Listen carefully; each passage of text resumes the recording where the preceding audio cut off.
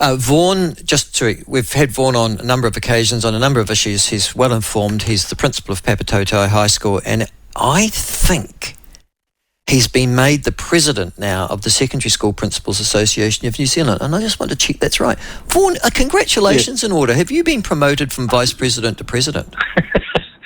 Yes, but it was a couple of years ago now. So this is my second term as president of the Secondary Principals Association. Oh, well done. How much time do you spend on being the president of SPANS? I'd probably say my standard week is probably running in at about 60 hours at the moment between school and spansing it. And so it's, as with anything, it's sort of the family time that suffers. But anyway, it's all for a good cause. Yes. It's an interesting group. What makes you? I mean, okay, you're secondary school principals throughout New Zealand, but what makes you different in terms of outlook, if you like, to the PPTA?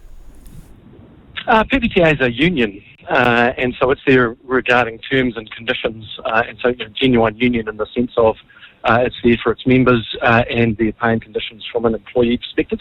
The Secondary Principals Association, although it has a union branch, it's a professional association that focuses on support and advocacy for the role of principalship. And so the union side of it comes to the fore when there's collective bargaining, but most of the time it's a professional association as opposed to a union. All right. I'm interested, first of all, though, in a letter that you've collectively written, I think, to the government, I guess in specific the Minister of Education, but also to, I think, ACT Party leader David Seymour, to do with the issue of school lunches, in which you are essentially arguing for the status quo. Have I got that right? Yeah, pretty much. Absolutely. And the status quo is that the New Zealand taxpayer spends $325 million on, I think, about a couple of 100,000 lunches being prepared every day of every school year. Have I got that right too?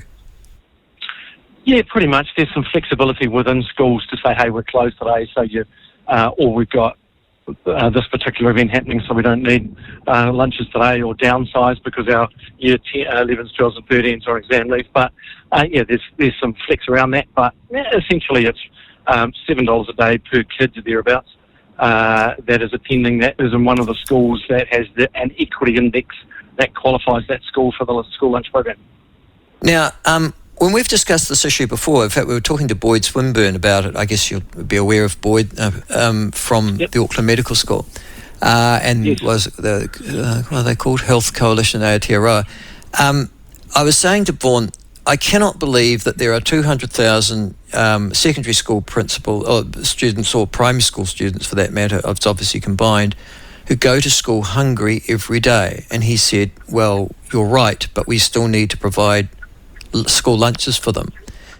For those of us out here who think that $325 million is a lot of money, and there are a lot of wasted school lunches as well, take me through the logic here, because the logic seems odd to me. Yeah. So it depends what you mean by wastage. So now that the program is settled, we don't throw a whole lot out. But what you get is, how do we get the lunch into the hands of the student that needs it the most? And the way you get it into the hand of the student that needs it the most is to not stigmatise them, is to not make them look or feel different to anybody else. So the things that we've learnt through trying to do such things in the past is if you say, hello kid that can't afford lunch, your family's got a significant disadvantage. Here's a ticket, here's a something that enables you to get a free one. They probably won't go and get it because it will be stigmatising for them. So in terms of the pragmatics of making sure that those in the most need get a school lunch every day, you sort of have to give it to everybody so that those that experience disadvantage don't feel stigmatised and stand out. Okay, let's test that theory. Papatoetoe High School, you've got a roll, I think the last time I talked to you, about 1,500, is that right? Yeah, we're up to 17 at the minute. We've had a okay, roll 1,700. Are you part of the free school lunches program? Yes. So you're getting 1,700 school lunches delivered to your to your school every day? Not quite, because we know that we have about a 10% absentee rate any given day. So on any given day, we don't go for the 100%. We've eased that back to sort of 85 to 90. But in essence, yes, we are. So I'm a parent, okay? And I want to provide my child, or I believe that it's important they prepare their own lunch to go to school. Yep. I can afford to do that, like most of your parents at Pawetoto High School can. But irrespective of that, you're still going to give my child a free lunch? No, because you can opt out as a parent. And we have. How many of your kids opt out? How many of parents opt out of your kids? I don't have current numbers for that right now, but for example, last year, there was a whole form class, because that's how we feed them in groups, form class, who chose to opt out. And so there is the opt-out option. Doesn't that stigmatise those who opt out, because that now portrays them as being rich bastards in comparison to all the poor bastards that have to take the school lunch? Yeah, but it's something that they're doing to themselves as opposed to being done to them. So they're making that conscious decision to do that themselves. So that's how opt-in, opt-out works, right? I've got to be honest with you. I don't have much, and I imagine most New Zealanders don't actually have much sympathy for kids who go, I need $325 million, which we could be spending on proper education, more school teachers, health. Yeah. So, when I'm providing school lunches for people who really don't need them and whose parents can afford to provide them. Yeah, and that's the difficulty that we've got in terms of trying to find a way where we get it to those in need without making them more vulnerable. And so whilst the solution we've got to might not fit well for others, we have yet to find one that creates the solution that we're all looking for. And I'd say what we're all looking for is the ones that are most needy, make sure they get it. I don't think you'd argue with that. If a student's going hungry all day and is missing a number of meals a week, society likes the idea of being able to provide for that person. Being able to target that is quite challenging. Well, 20 years ago, when I was first elected as a mayor of Wanganui, I went to a Decile 1A primary school called Tawera. It was my old school, actual fact. And I observed their breakfast program in operation. And kids would come in and they get breakfast. There were about 30 of them in any given day, out of a roll of about, at that time, would have been about 200. They needed that. They were provided for it. They didn't feel stigmatised. They ate it. And off they went and had a good day. That seemed a much better system than this uniform, let's give it all to people who don't really need it. Don't you think, Vaughan? Yeah, and in primary settings, those breakfast programs do seem to work quite well. They're not quite so successful in the secondary space for some reason, not quite sure why.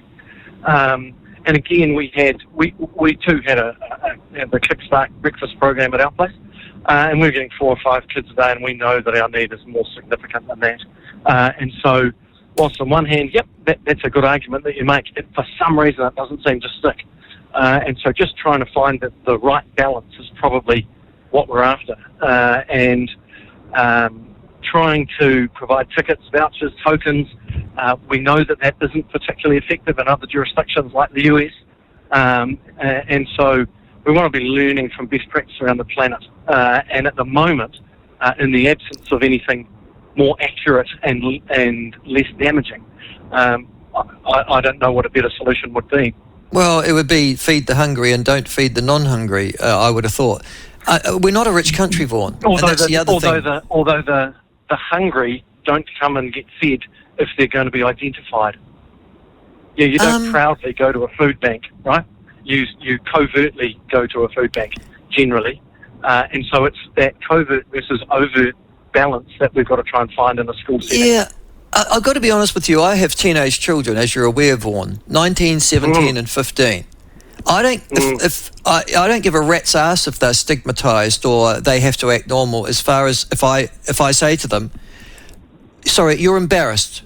because they all go through, stupid adolescents go through this phase, you're dealing with it, of kids who say, I don't want to stand out from the normal. I've got to, Yeah. And you go, and one of the things that you imbue as a parent, for God's sake, is everybody's different.